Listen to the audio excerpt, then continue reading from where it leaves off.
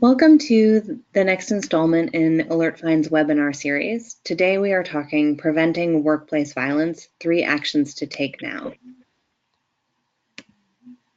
You can join the conversation on Twitter using the hashtags workplace violence and AFwebinar, and we will be live tweeting this webinar at alertfind.com or at alertfind.com. Our speaker today is Dave Smith. He is the founder of Professional Workplace Interaction, Inc. Dave Smith founded Professional Workplace Interaction, Inc. in 1997. PWI works to address many of the difficult employee-related issues facing corporations, schools, private businesses, and government agencies. In his work, he's educated over 100,000 people about the signs of workplace violence. Mr. Smith is an accomplished author and experienced speaker. He has spoken at various national conventions, including the American Academy of Psychiatry and the Law, Disaster Recovery Journal World Conference, and Public Risk Management Association. And I will be your moderator today. My name is Danielle Ricci. I'm the Vice President for Marketing at AlertFind. Dave, welcome so much. I'm so excited to have you here today. Well, thank you very much. I'm very pleased to be with you and all of the listeners. Great.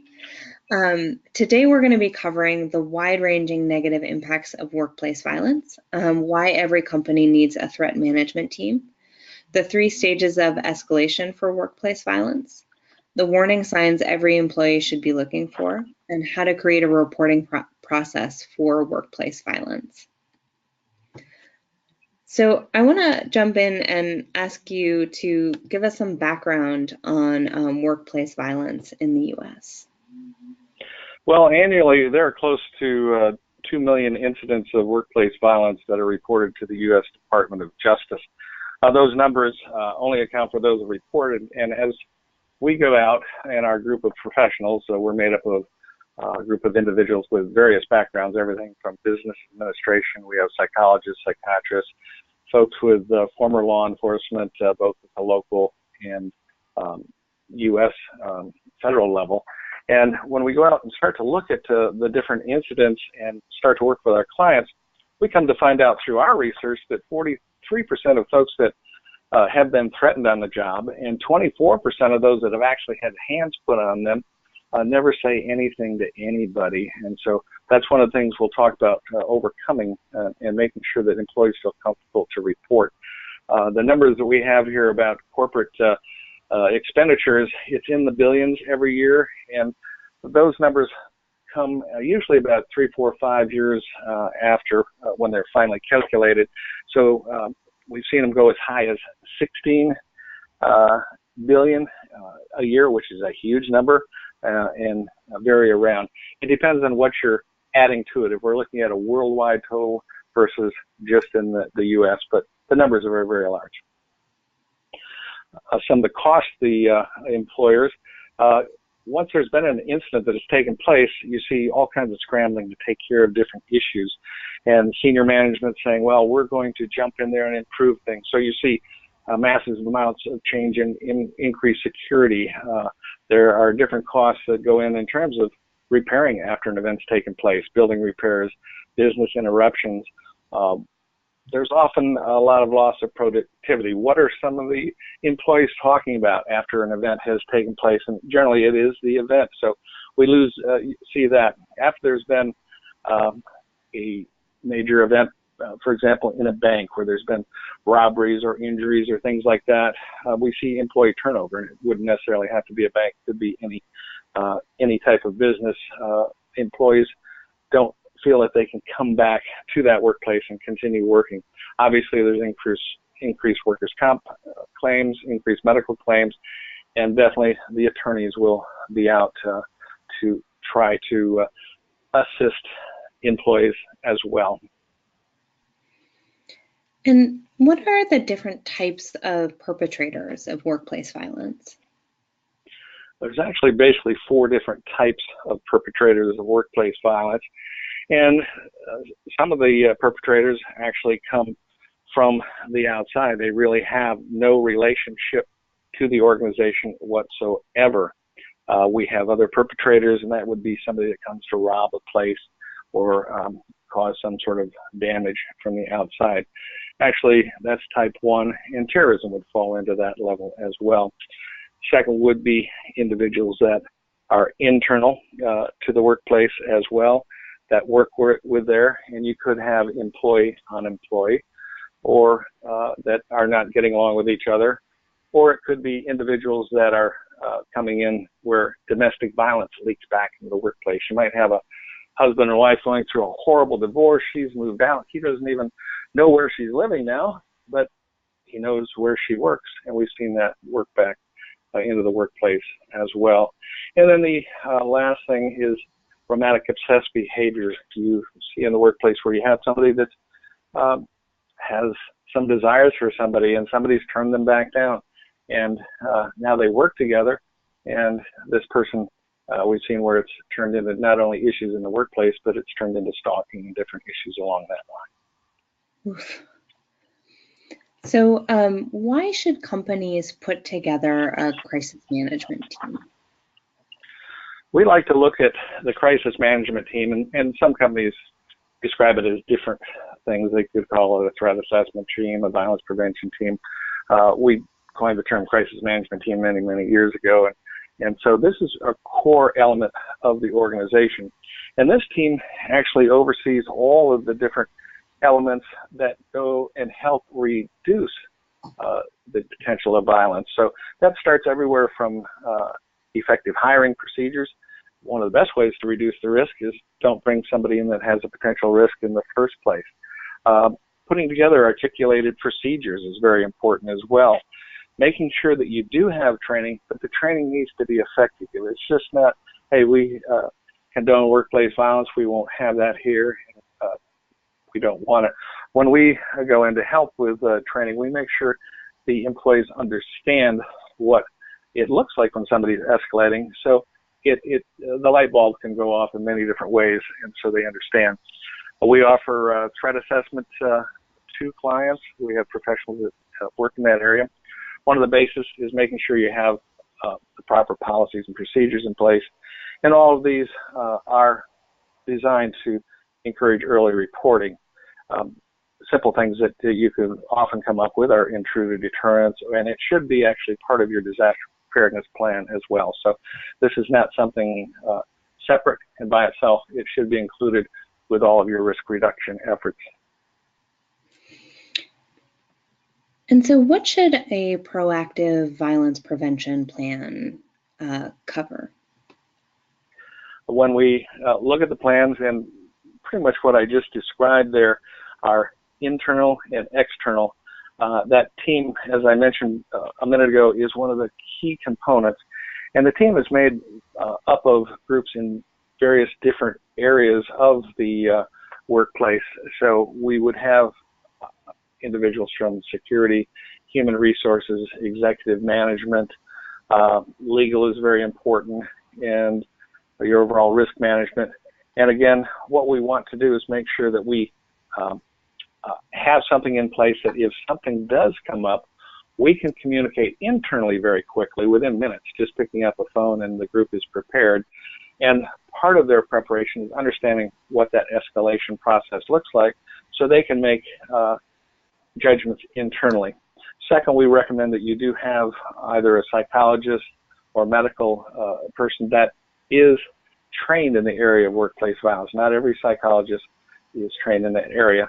And then when I mention ad hoc members, we have some clients that, for example, are union oriented, and they will actually have a president of the union that will serve on that. So that varies from area to area in different locations and different types of industries, but these are typical team members. And so this crisis management team is kind of like the hub of a bunch of programs or a bunch of initiatives. How do you actually construct the plan that brings together all of those pieces that you mentioned earlier, like training and making sure that you're bringing in the right people? Well, we have a core component that we do bring when we come to do the training, and obviously it is all incorporated with the policies and procedures manual that incorporates basically from start to finish, developing a complete plan as we basically described from that standpoint. We work with the team, first of all, with understanding that threat assessment process, that escalation process, and then within that manual, we help them customize it to their needs. Most companies have policies and procedures manuals. Most will address workplace violence, but sometimes it's just a very small component of that policies and procedures manual. Seeing it as small as just one paragraph. When we look here, we like to include basically an understanding of the overall process, and then getting back to what I'll reiterate over and over again. If we want to reduce the risk, we need to encourage early reporting.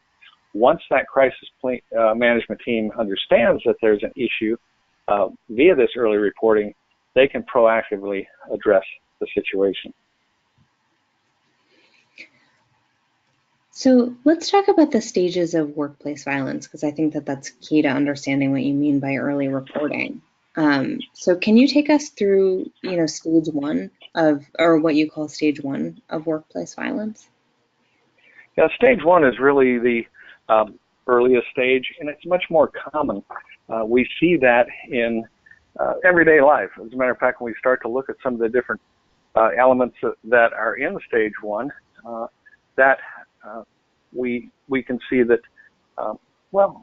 sometimes we do interact, or there could be some communication that comes back and forth, and people may actually be a little, to get their point or something along the line, a little more aggressive in their conversation than that. But what we want to point out are some of these key factors. For example, a person that's verbally abusive. And when we're talking about here, this is a person that actually objectifies or dehumanizes somebody else. And what we're talking about there is that we're not just challenging somebody, but now we're starting to talk about or to somebody as if they're less than human. They objectify or they dehumanize the other individual. And they actually come up and call them different names. And so that name calling is something that can be an early indicator. We all have policies and procedures, and anytime you introduce a new policy or procedure, you go, oh man, another policy, another procedure. Well, this is important to have that. Individuals that are escalating towards hands-on violence often do not fit into the normal mold within the organization, so they're not complying with what you're asking. This person also becomes frequently argumentative. It might take just the simplest thing out there, and they want to challenge and argue about something. Customer satisfaction is one of the most important things that companies strive for and we need to have to make sure we're retaining our clients. But now you're having individuals, or you're getting calls from outside of the organization going, we really appreciate your business and what you offer to us, but if you continue to send Dave over here to call on our accounts, we may have to look for somebody else, because every time he comes in, there's an issue with our other individuals, or all the ladies get up and go in the ladies' room. They don't come back out until he leaves. We hear comments like that. At stage one, suicidal thoughts are expressed to others, and we'll talk about suicide a couple more times here, but at this point in time, you're not really sure if the person's really thinking about harming themselves. And obviously, suicide is very difficult, or it's very harmful to that individual, but it impacts others, and we'll talk about that in a second. This is an individual that's instigating or spreading lies and rumors about others that has no basis in fact. And why would we consider that violent even? And think about it. If somebody's spreading lies and rumors about somebody else that has no basis in fact, they're generally trying to harm that person's reputation, harm their career. They haven't put hands on somebody, but they are still trying to harm somebody else. So we look at that as a stage one indicator. Excessive use of profanity. We all, and most people, swear from time to time. It's a type of profanity. And it's not that I drop my computer on the floor and it breaks and I go, damn it. This is a person now that's, again, back to what we talked about, is targeting this profanity at another person. At stage 1, 2, this is where sexual harassment starts to lead in, and we look at sexual harassment as a form of workplace violence. And this is inappropriate language that is sexually explicit, and it's woven in the conversation. And finally, at stage 1, these are angry outbursts that are way over the top. what do you mean I didn't get that raise? What's the matter with you? And I deserve that raise. And all of a sudden these angry outbursts are coming out that it's probably one of the reasons why this person didn't get this promotion or raise, because of how they interacted with others. So these are all early indicators, and it's the best and easiest time to reel folks in. We find often if we call somebody in and start to describe, particularly after they've had some training, or even when we're doing on-site training, we find folks coming up after the training session saying, you know, I've done some of those things. I didn't really realize that's linked to workplace violence. I'll try to reel my behavior back in. But these are early indicators and should give a heads up that at least some counseling should be done at that point in time.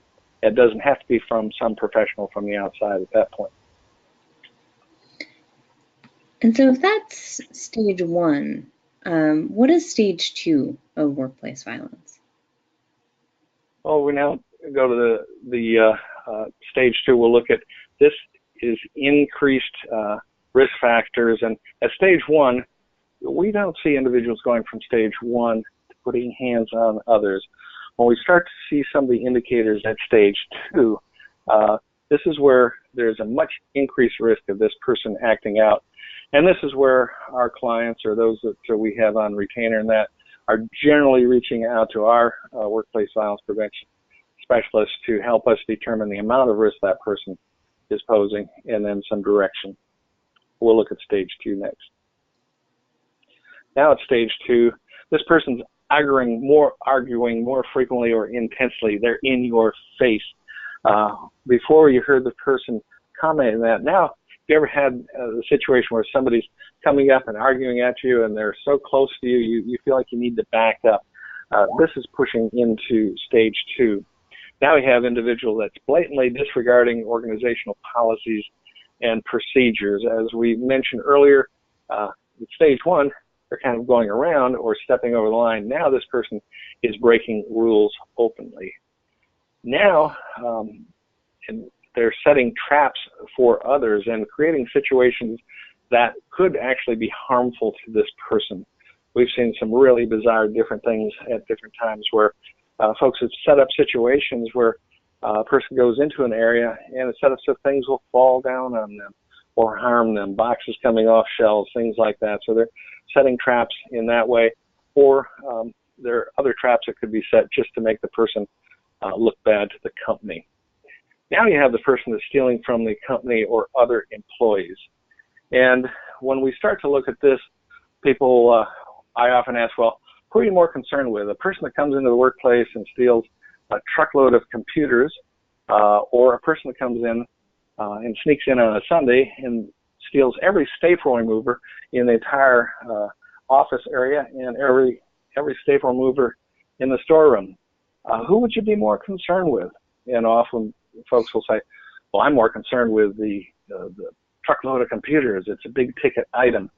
One of the things I want to point out here, individuals escalating towards hands-on violence, it's not the big ticket items. Now, obviously, we don't condone that. We don't want somebody coming and stealing that. But it's often nuisance stealing or things that individuals are doing in the organization to make life more difficult for those that work there and those in management. They haven't put hands on folks yet, but they are acting out against the organization. The next one, making verbal threats, is very, very important. And it's important that we take all threats seriously. The average employee, 99.9% of the time, will not form their mouths to make threatening statements for others. Individuals that start to make threats towards the organization or individuals, we need to take that seriously, look into that, and do a threat assessment from that standpoint, because that's escalated up, and those making verbal threats can be very close to it. I'm going to kill you. You know, things like that. Most people will not say that. And so that puts a person much closer to actually acting out and doing what they're saying they're going to do.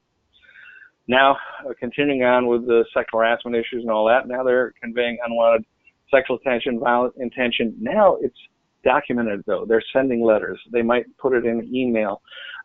They might text something to somebody. And the reason that's escalated up Now it's documented.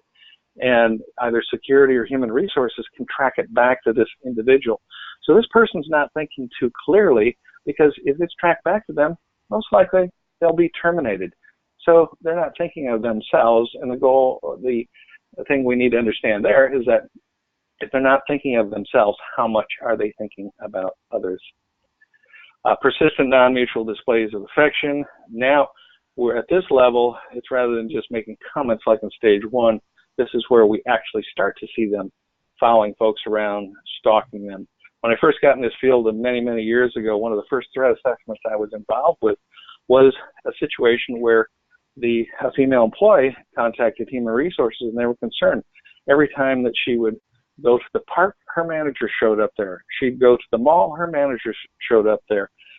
She'd go out for a jog, her manager showed up there. So this person had some affection towards this employee, but it turned into stalking. The blamer. This is the one that holds others responsible for everything that's happening to them. And I'll point out, we've had major events that have taken place throughout the years. I often try to land on those, and some of them might be a number of years old now, but they made national headlines, and that's so everybody's heard about that. And for example, Cho at Virginia Tech, he had issues that he was dealing with. There was folks that were helping him through some of his different issues as he was growing up through high school and that. And then he ended up going off to college, and he started making threats that he was going to do something. Theodore Kaczynski, I don't even remember that, the Unabomber, he started making threats that he was going to start to blow up things and harm others. And this was 20-some years ago now. But Theodore Kaczynski actually was reported by his brother. He was a brilliant mathematician, Harvard-educated, PhD, wrote all kinds of phenomenal papers, math papers, but he thought the world was going to hell in a handbasket. And so he started thinking he needed to do some things. And he started to build bombs and sending them off to airline executives, advertising executives, heads of airlines, and that they would blow up, either maimed or killed these people. So he was doing that based on blaming all the troubles of the world on other folks. So if you have somebody in the organization that's constantly blaming somebody else, that's a problem. We all have issues, and sometimes we have to take responsibility for our own actions. That the blamer doesn't do that. It's always somebody else's fault. So these are stage 2 increased risk factors. And whenever you mention, you've been saying like we're not yet laying on hands, or something like that. Stage 3, can you walk me through that? This sounds like this is when you find the actual physical violence. Yes, and the important thing with stage 3 is to do proactive training, interaction, team development. We like to refer to that as hard targeting, and basically hard targeting through mental rehearsal. And you hear this hard targeting in military terms when you have folks that are at war. One of the things that they try to do is become a harder target so they can't be a victim from that standpoint. And one of the big things that goes into training, even at that level, is mentally rehearsing what you might go through from that standpoint. So the same thing with stage 3. We want to go through and work on this proactive training and preparation. We'll look at the next slide. And now here's some elements that are considered stage 3. Now you're having the person that's getting involved with physical confrontation. They're putting hands on others. They are now touching. And in most workplaces, it's not appropriate to touch anybody. And now the person could be pushing, shoving, or intimidating somebody from that standpoint. So now they're getting into that physical confrontation. In most organizations, if that takes place, they're immediately terminated and sent off the property. When we do training for our clients, how do you do that? And how do we do this safely? So we actually walk them through different strategies as to how to terminate somebody that has been physically violent. Now you have a person that's starting to display weapons, whether it's guns, knives, pepper spray, from that standpoint. And I'm not just talking about displaying, showing a weapon or having it laying around here. Now we use the term brandishing a weapon. And brandishing a weapon is a law enforcement term that indicates a person is giving the impression they may use that weapon. We need to make sure that folks understand if somebody's brandishing a weapon, we need to get out of there. Let's not try to confront them. Now, I've trained thousands and thousands of people, and there's always somebody that comes up every so often and says, well, there was a person brandishing a weapon, and three of us jumped on the person and held him down, took the weapon away.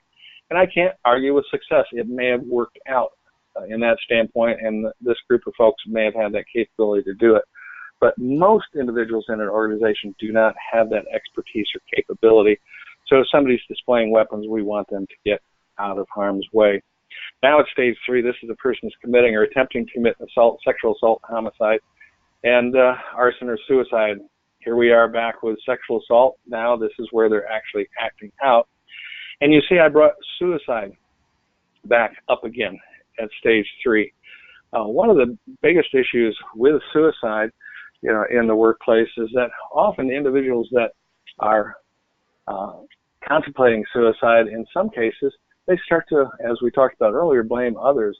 And it's not only just my fault that I need to get out of this world, but also they start to blame others in the organization. So this is where, and we've seen it unfortunately in the news recently and many times already this year, where a person comes in, commits homicide, and then commits suicide after that fact. So this is where we want to be very aggressive. If somebody's talking about suicide, one, we want to help them out for their benefit, but also the benefit of others.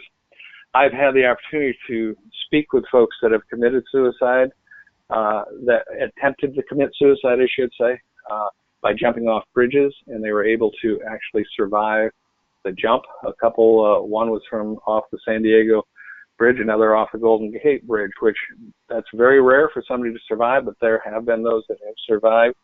And in every single case, they had said the minute they jumped, they wished they hadn't have done that.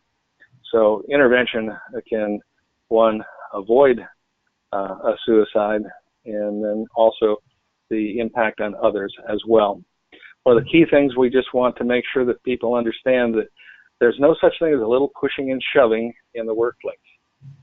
Adults don't fight unless they are defending themselves or their family, which we will defend our families and ourselves to our death, or they're out of control. So hands-on, this is just kind of an overview of the hands-on area and some things. Back to, we need to proactively train folks to know what to do when somebody is acting out. So getting out of harm's way is one of the most important things.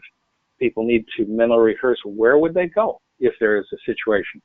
What's the closest door to where I work? Would I have to go past? And I have some organizations I've worked with, and in the executive level, there's only one way out of this entire executive level. And so they have to look at different strategies of how they might address issues from that standpoint. So this is something, when we go out and do a violence vulnerability assessment, we help them determine access, egress, and how much vulnerability they have, not only internally, but in the environment around them. And what are some early warning signs that will help companies and HR professionals identify people, who might be moving through these stages? Okay. There are fairly specific warning signs here. And one of the key areas here is that fascination with weapons. And we're not out here, and we try to stay totally neutral. I go to some parts of the country, folks lean one direction in terms of weapons, and folks need the other. The point here, this is not just about ownership of weapons. This is the person that's fascinated with weapons and actually obsessed with the power when they are armed.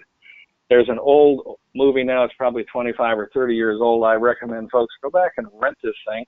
And it was Robert De Niro's first claim to fame, Taxi Driver. And he ended up becoming obsessed with weapons when he was armed. So this was a good example of, he went from a person that was just shuffling around and felt totally unimportant, And now he went out and started to buy weapons. Somebody recommended, you need a gun or something like that. And he was upset that he lived in a neighborhood with all kinds of crime and drugs and prostitution. So he says, you need a gun. And there's one famous scene in there where he had told the person, well, I can't get a license for a gun. I've had a couple run-ins with the law. And the guy said, well, I have a gun dealer that can help you out. And there's this scene where they're in this hotel room. This gun dealer comes in with this suitcase of weapons, plops it down on the bed, lays them all out over so Robert Kidnero can look at them. They explained every single weapon. And when they're done looking at these weapons, the gun dealer said, well, which one do you want? And Robert Kidnero said, I'll take them all. Now you have this taxi driver that just kind of used to shuffle around, and now he is just empowered because of these weapons. So we're looking at that person that's empowered when they're armed. Substance abuse, there's a 0.84 correlation between hands-on violence and substance abuse. And when we look into it and do some research in this area, we find that 84% of the time, the individual is chronically abusing drugs and alcohol or under the influence. So there is a link from that standpoint, from that area there. Severe stress, and this is something I want to make sure we clarify. A lot of folks say, well, stress causes violence. Then I usually ask in the group, please raise your hand, anybody in the audience that has had any stress in their life, and absolutely everybody in the audience raises their hand. Well, obviously, stress does not cause the violence, but it can be a triggering event for somebody that's shown some of the other factors that I showed earlier on, whether it's in the escalation process or some of the other warning signs. The past can be a great predictor of the future, and sometimes folks go, well, I don't want to hold somebody down for what they did in their past. We want to give them the opportunity to move on. And in most cases, that is a great thing to do. But this is somebody that if they've had really severe violence in the past, it sometimes doesn't take a whole lot for this person to revert back to those strategies to get what they want in the future. So if you have that, it becomes a dangerous signal that we want to look at. Severe changes in psychological functioning. Most of us have our good days, our high days, and our low days. We're as happy as can be one day, and then another day, we're a little sad, we're down. And that's totally normal, very common. We have our highs and lows. This individual, though, seems to really have spikes there. High one moment, and down real low the next moment. So they function all over the board, very high to very low. So severe changes in their psychological functioning. Decreased or inconsistent work productivity. As we touched on a little bit earlier, most of us need our job, and we do our best to do the best we can, mainly because we'd like to be a good employee. We would like to do a good job. Now we have this person that's all over the board. So one day they're producing a ton, and the next day they're not. And it could be linked to some other issues going on, going back to like substance abuse or other stress or things like that in their life. But that can be indicated that something's happening there. The next danger signal or warning sign is the person that's socially isolated and has poor peer relationships. And that's the loner. That's the person that stays away from other people. They don't want to interact. And I've had folks that I've been training, and might have a lady that comes up, so, well, I'm kind of a loner. I'm just, I don't like to interact with everybody in that and all the time. And I go, no, you're shy. The loner is much different than that. A loner makes every attempt to stay away from other folks. An example of folks that are very much a loner, going back to a case that made national prominence a number of years ago, but they're still airing things on the History Channel about this person, so I bring it back up. That's Jeffrey Dahmer. Another reason we bring that back up, one of our psychologists actually got to interview Jeffrey Dahmer after he had been arrested and learned about what was going on with that. But Jeffrey Dahmer was very socially isolated. And for example, he'd go to a lunchroom at work and he would sit at a table by himself. If all of the tables were taken, he'd actually go out and have his lunch in his car. He did not want to have that interaction. So that's an example of somebody that's socially isolated and has poor peer relationships. Poor personal hygiene. And What we're talking about here, and this kind of falls back into this change here, you may have had some person that, they may not have been the sharpest dresser in the world there, but now they're showing up and, boy, you're standing next to them and, ooh, man, this person really smells. And you look at them, and here they are in the clothes this is Friday, and they're in the same clothes they wore on Monday, Tuesday, Wednesday, Thursday, has the same mustard stain that's been there all those days. And something has changed there. So this change in poor personal hygiene can kind of fit back into some of the other things. One of the things we know when we're depressed, we don't necessarily have a whole lot of energy. And think about it. It takes quite a bit to take care of yourself every day and in general. So we need to take care of ourselves, do our laundry, bathe, shower, and that. And this person doesn't seem to have that energy to do that. So something is percolating there, and it would be something we may want to look into as well. Now you have this person with emotionally erratic behavior. And our personalities are pretty well locked in life somewhere around the ages of 7 to 12. So those of you that have this really extroverted child and wants to be up there and involved with everybody in the world, well, that'll be the same person that, as an adult, wants to be out there and wants everybody to know, I'm here, we're there. On the other hand, you might have somebody that's shy and they're a little more withdrawn. That personality, and they'll just be shy, basically, through childhood and into the adult phases. Now, some folks know that might be a detriment to their career, so they'll take speaking things, whether it's Dale Carnegie, Toastmasters, things like that, to improve their ability to interact. And many schools and colleges now understand the importance of that, so they try to make some of that part of the classroom and curriculums in schools to make sure it comes along that line. But when we have somebody that when we talk about this drastic change in personality, this is where the shy person that stays away from everything is now in your face, or this person that is so extroverted and all that, now they're withdrawn and coming back in. Our personalities generally don't change.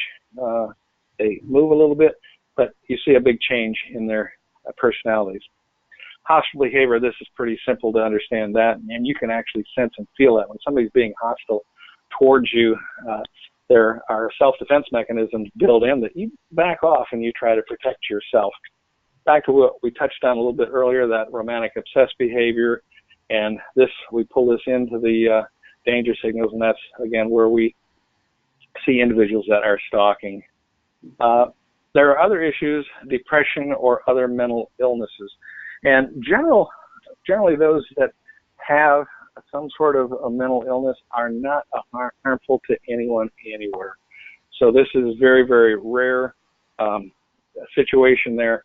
And when we see the hands-on violence that does take place, it is such a small percentage of somebody that's actually mentally ill or has some issues along that line. But it is a minor factor from that standpoint. And then back to that depression component that we talked about a little earlier. So these are some intermingled warning signals that we can kind of pick up on in addition to the escalation process. Great. And I want to bring this back to the importance of early reporting. So a stat that you mentioned earlier is that 43% of people who are threatened never report the incident. What are some reasons that people don't want to report issues of workplace violence? Well, when we go back and start asking them, and what's very interesting, after there's an incident that takes place, we sometimes go out and work with a client with the critical incident stress debriefing capabilities, or actually psychological first aid. It's termed different things over the years and that, but when we go out and start to talk with folks and interview with them and help the organization get back on track after a severe event, we start to interview employees, and we hear folks going, well, as soon as we heard that this person act out, I knew who it was.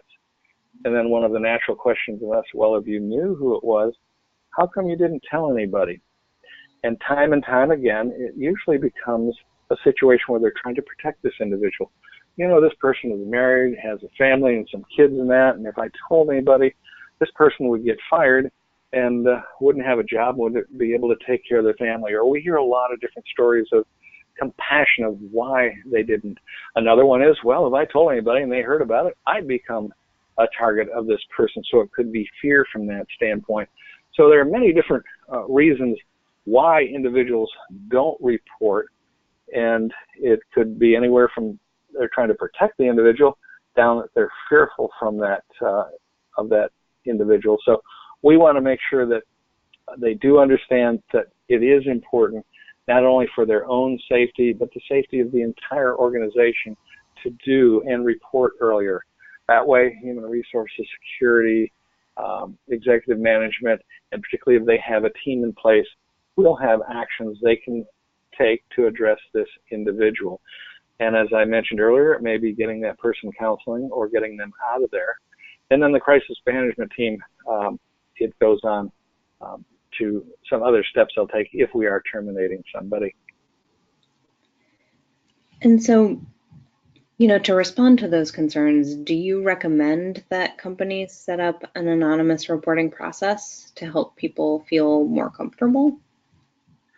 It's better to have some reporting than not. We found that the best way to address this is to have all of the employees in the organization have enough training so they understand it is their duty to help provide a safe and secure workplace, and they feel comfortable of reporting. What we found is that if there's a total anonymous reporting system there, okay, you may know that you have a threat, and if they don't list who the individual is, sometimes they won't even do that. Now you know, well, there's a problem out there, but we don't know who it is, so now you start an investigation maybe for the entire department, the entire plant, the entire location, that it varies there. So anonymous reporting can be used, and we basically try to make sure we're focusing on getting direct reporting. And so you've presented us a lot of information today, and a lot of it, really amazing. But I just wanted you to go through these kind of 10 key points, to help solidify that in people's minds. We've established this 10 steps to help an organization kind of have a hierarchy of what can and should be done. And as I mentioned earlier, a lot of our clients may have had some of these things in place and others that are not in place. But establishing that team, that becomes the core component there, and having it well trained, though. It's not just a team. They need to understand that process of the escalation process and have different things in place. When we come out, we do a 2-day training program, and we have all of the key players there, and it's just amazing. Every single time we do this, and I've done hundreds and hundreds around the United States, all kinds of things come to the surface that, oh, well, we should be addressing that. And one department saying, well, I thought you were addressing that. And another department says, well, no, I thought you were addressing that. So what we've done is tighten up this intercommunication within the organization at all the different levels. So it makes it a much more efficient process from that standpoint. One of the things we do for organizations is we conduct what we call as a violence vulnerability assessment. And I didn't really dwell too much on that because that's quite in depth, and this is where we actually come on site. We will look at internal, external issues, how you're set up in terms of your policies and procedures and training and all that internally, but we also then assess external issues. And we've done it in basically every city and state in the United States. Matter of fact, after we had a lot of the issues with some of the threats that around New York City and Washington, D.C. and all of that, we actually came in and did violence and vulnerability assessments in New York City with many of our clients to see how much a risk they were posed there. Some of our national clients have operations in metropolitan areas and major malls around the country, and so those their risks are slightly different at every single location. We have clients that are not really in an industry that would be a target, but come to find out, they're right near a rail line that carries different items to and from different locations that might be a target for somebody that might want to pose a terrorist risk from that standpoint. So these are all components of the threat assessment.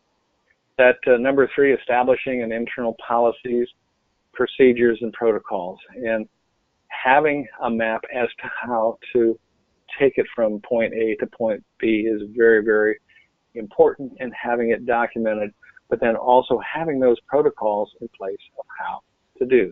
For example, here's we have disaster preparedness plans, and we know what to do if there happens to be a tornado or a hurricane coming or something like that. But what if there is an active shooter? Where do we go? Do we send them to this location? Should it always be that location? Or should we ask them to disperse the location to minimize risk from that standpoint? So these are all elements that should be thought about and addressed to help reduce the risk. Going back, including a threat assessment professional, you and many of the people on this call are probably very talented in their areas, but having one that threat assessment professional that focuses on workplace violence, the benefit you get from that is they've generally done threat assessments throughout the country or other parts of the world and have all types of scenarios they've addressed. And so when something does come up, in many cases, that person or someone in the organization has to put together a plan to address those issues. So that's some of the benefits you get from that. Once you have a policies and procedures in place, the important thing is that it does get utilized. And we see when we go in and we do training, we like to call it, it's a process. It's not just policies and procedures, but we like workplace violence reduction to be a process, meaning that it's ongoing. And so this should be a component that is brought back up. Not that we need to be talking about workplace violence constantly, but when you have new hires coming in, it is addressed. If there is a situation that takes place somewhere in the United States, most companies will have, whether it's brown paper bag little meetings in the shops or different gatherings to get together or safety issues, just include that as one of the topics to bring it up. And it's a perfect way, if there has been a major incident, to remind everybody, this is what we have in place, and these are some of our procedures. It can take 5-10 minutes, but it is brought up more than just one time. When you get into training, live training, we are convinced is the very, very best, because you get folks that are asking questions and interacting, and a lot more comes to the service. Now, if that's not possible, and we do have clients that have international operations, we have done the live training in some parts and then online training to make sure we're covering. The main thing with your training and communication, we want it to be consistent and organization-wide. We're not doing one thing in the Midwest and another thing on the West Coast and something slightly different in the Northeast. And the key here is consistency, and we want to make sure that we can collaborate. Most of you have some sort of collaboration system, whether it's SharePoint. There are tools that we bring when we work with a client, everything from incident reporting forms to be turned in from the employer, manager, supervisor, to more comprehensive forms that we help the internal team walk through interview process and things that they should think about with doing that. But back to having organization-wide collaboration with this, we want to follow that. When we talk about incident response, it's not just evacuating what we're talking about. We're talking about if there's an incident, like I talked about earlier, at stage 1, how do we respond there? And how is it communicated? And then action should be taken. On every single incident that is reported, an action needs to be taken and not just swept under the rug. Now, we've had folks say, well, I reported an incident and I never heard anything more about it. Well, there are certain confidentiality issues and all that, and they may not. We try to explain that to them. And when somebody reports that, it's best that you tell them right then and there that we will take action on this. You may not hear about it unless you happen to be one of the individuals at risk, and then that's where they will hear about that. Keeping and evaluating the process for its efficiency. When we've just put a plan in place, Often clients will evaluate that in 6 months and then try to at least go back at least annually or every 18 months to look to see how things are working. And the last on this 10-step is you've got to keep it alive. This is not, as I mentioned earlier, just a program. It's a process, and we want to keep that alive month after month, year after year. Awesome. Thank you so much. That was an enormous amount of information, and I think super, super informative. And so now I'm going to open it up to questions. So if anyone has questions, you can just pop them into the chat box in GoToWebinar. We've already got a couple. So Dave, I want to ask you, and I feel like this is probably a really common question. So what if it's the chief executive demonstrating this kind of behavior, like that they're belittling lesser employees in their rank? Well, that's a good question, and they should not be separated from anyone else. And we have actually sat down with, or either communicated telephonically, in many cases actually gone to the site and sat down with the CEO or president of the company and described what's going on. We've had HR managers reach out to us, well, it's our CEO, I can't really go in and criticize the person or talk about it. And we said, well, we'll be happy to come out and sit down with that person as well. And what's interesting, when we get in and we start describing the behaviors, and here's one example, and this was back years ago when people still used to smoke in the workplace, which thankfully don't even see that anymore, but this CEO happened to smoke, and somebody would come in and have a comment about something that, and he didn't agree with him. He'd pick up his ashtray and throw it across the room, not directly at them, but around them or frightening them. And we've seen that with different things of slamming things down and all that. When we went in and actually talked with the individual and described how that kind of fit into the escalation process, probably 99% of the time, it was like, oh, they start backpedaling and apologizing and actually have gone out and apologized. But it doesn't matter whether it's entry level or the CEO. If there is an issue, it needs to be addressed because it can impact the entire organization and particularly that individual. There's an old saying, and it was actually a management style years ago, that managing via intimidation, it's not a good management style. It doesn't last. If you're there intimidating folks, it works, and the minute you leave, it changes. So if you're not in the area, so trying to use leadership skills and motivational skills is much better than managing through intimidation. And we've got another question. Is there more workplace violence than in the past, or do we just hear about it more now because of increased media coverage? Well, actually, and depending on the reporting agencies and that, we've actually seen it diminish. And I think a lot of that is to the proactive approach that a lot of companies are taking in terms of dealing with it. That's what we're seeing statistically. Now, it's slightly different when we go out and start working with clients. And the reason you get these different numbers is that a lot of companies don't want to air their dirty laundry, so they won't report different issues along that line. They kind of keep it all internally. So it's hard to absolutely say that it is on a major decline, but in terms of what's being reported, it has gone down. And another question here, and I think I know the answer to this one. If the workplace violence hasn't been reported, how do you know it's 43%? And I think that you mentioned it's interviewing people kind of after the fact. Yeah, that's where we get our own data, and that's from us going out and working with clients. And when we go out and do a violence vulnerability assessment, and we've done hundreds and hundreds of those, we interview employees.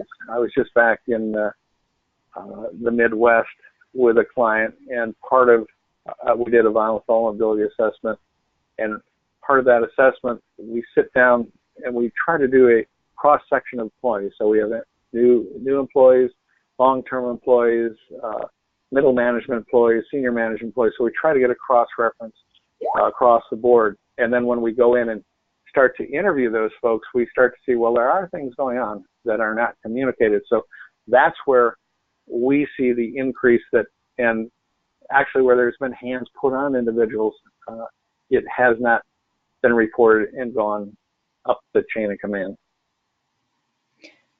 And then one more, how do you help employees get over their concerns about reporting potential issues? Training is the number one way to do that, and understanding. And what we always try to do when we do the training, we don't just talk about workplace violence. When we do conduct the training, we talk in terms of workplace violence and school violence, because a lot of the things that they learn in our training that we have labeled as workplace violence are very similar to what takes place with a student in a school that is escalating. And that is one of the ways that we really get them to dial in and share information. We ask them to learn this because they can help their kids and family at home. And I can't tell you the number of comments that I've gotten back that, yeah, we sat down and it actually became a topic of discussion at home over dinner.